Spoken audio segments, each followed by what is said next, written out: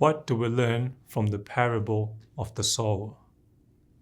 The analogy of the harvest and the workers and the call to go to Jerusalem, Judea, Samaria, and the ends of the earth. We learn that we must go where the people are to share about Jesus.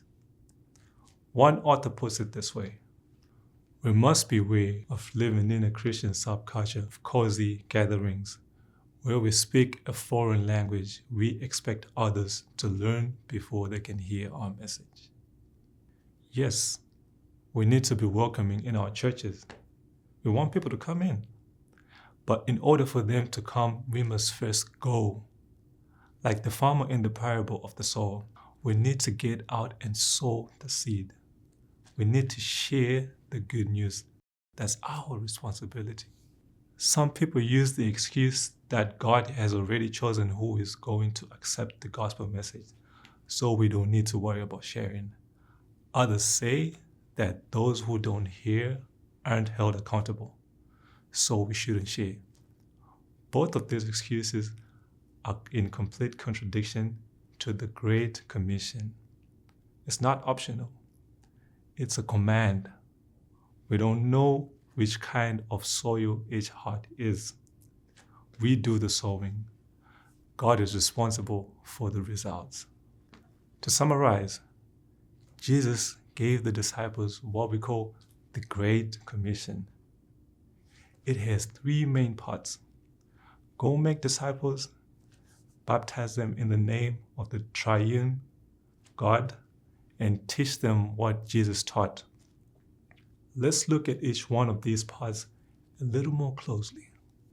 When Jesus said, go and make disciples, he was talking about evangelism, which simply means proclaiming the good news. The word go is literally going.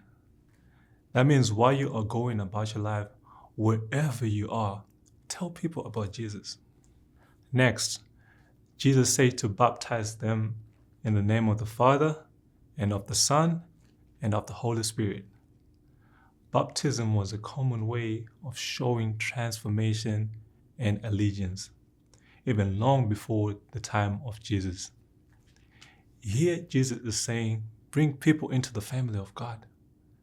Don't just tell them about Jesus, but help them come to a declaration of faith in the one true God who is triune: Father, Son, and Holy Spirit. Finally, Jesus said to teach them to obey everything he had commanded. Not only do we bring people into a saving faith, but we then need to help them grow in that faith. Discipleship is a lifelong task, working alongside others on the faith journey, helping them grow as we grow too. Living out the Great Commission isn't about giving people a ticket to heaven. It's about sharing a person. It's not about religion. It's about a relationship.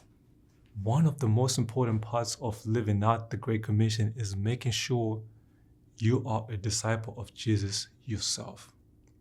Yes, you can share the good news without living it, but it begins to make a true impact on those around you when it's real in your own life. That's how you faithfully sow the seed of the gospel and have the opportunity to see conversion, transformation, and a lifelong discipleship in others.